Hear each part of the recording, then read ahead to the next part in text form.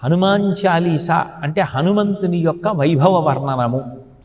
అది చాలీసా. చాలీసా అంటే 40 శ్లోకములు అన్నమాట అనుకోండి, మనకి తేలికగా అర్థం అవ్వడానికి అలా అనుకోండి.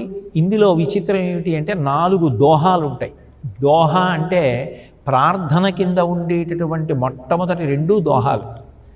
చాలీసా 40 అయిపోయిన తర్వాత చిట్ట చివర ఉండేటటువంటి 2 దోహాలు. అంటే 4 దోహాలు ఉంటాయి. చాలీసా 40 చౌపాయిలు అంటారు.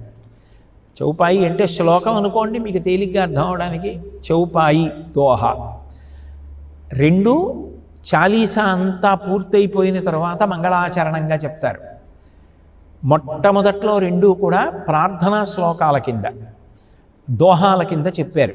చెప్పి హనుమాన్ చాలీసా ప్రారంభం చేశారు. ఉత్తర భారతదేశంలో ఈ దోహా చౌపాయి అనబడేటటువంటి ఛందస్సులో రచన చేయడం చాలా ప్రఖ్యాతంగా కనపడుతుంది. కబీర్ దాస్ గారు, తులసీదాస్ గారు, మీరాబాయి, రహీం, నానక్ వీళ్ళందరూ కూడా ఈ చౌపాయిల్ని దోహాల్ని రచన చేసిన వాళ్ళే. రామచరితమానస్ కూడా ఈ చౌపాయి దోహా ఈ రెండిటితోనే రచింపబడింది. ఇందులో విశేషం ఏమిటి అంటే, మీరు ఏ ఒక్క చౌపాయి తీసుకున్నా, ఏ ఒక్క దోహా తీసుకున్నా అది పూర్తి సమాచారంతో ఉంటుంది. అంటే అది పూర్తయింది కదా, దానికి సంబంధించిన విషయం ఏదో మళ్ళీ తరువాతి శ్లోకంలో చెప్పబడుతుంది, తరువాతి చౌపాయిలో చెప్పబడుతుంది అని మీరు అనుకోక్కర్లేదు.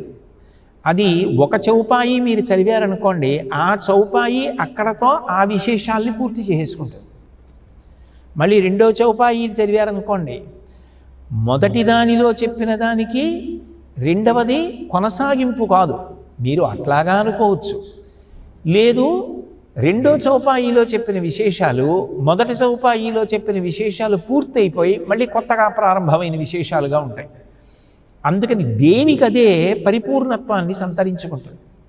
అందుకని ఏ ఒక్కదాన్ని పట్టుకున్నప్పటికీ కూడా అది అనుగ్రహ విశేషమై, ఆనాటి నుంచి ఈనాటి వరకు కూడా హనుమాన్ చాలీసాని పట్టుకొని పెద్ద పెద్ద కష్టాల్లోంచి కూడా బయటికి వచ్చేసినటువంటి వారు ఎందరో ఉన్నారు.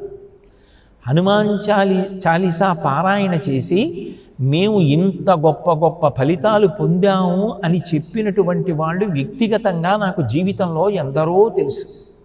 కానీ వ్యక్తిగతమైనటువంటి అనుభవాలు వేదికల మీద చెప్పడం అనేటటువంటి దానికి దూరంగా ఉండే అలవాటు ఉన్నవాడిని కాబట్టి దాని గురించి చెప్పడానికి నేను ఇష్టపడలేదు. కానీ హనుమాన్ చాలీసా అనేటటువంటిది అంత శక్తివంతం. పైగా ఇది దేశ భాషలో ఉన్న కారణం చేత అందరూ కూడా చదువుకోవడానికి అత్యంత అనుకూలంగాను వీలుగాను ఉంటుంది.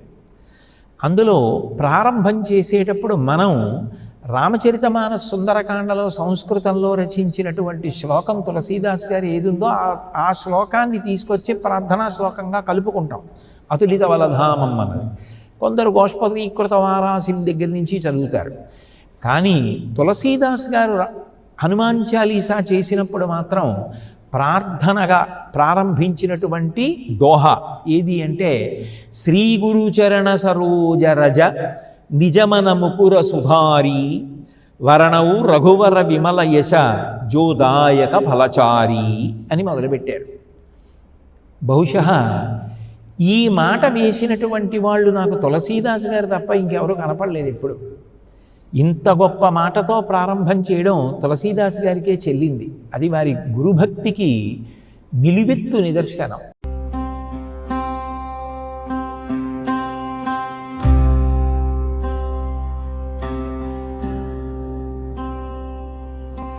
జై హనుమాన్.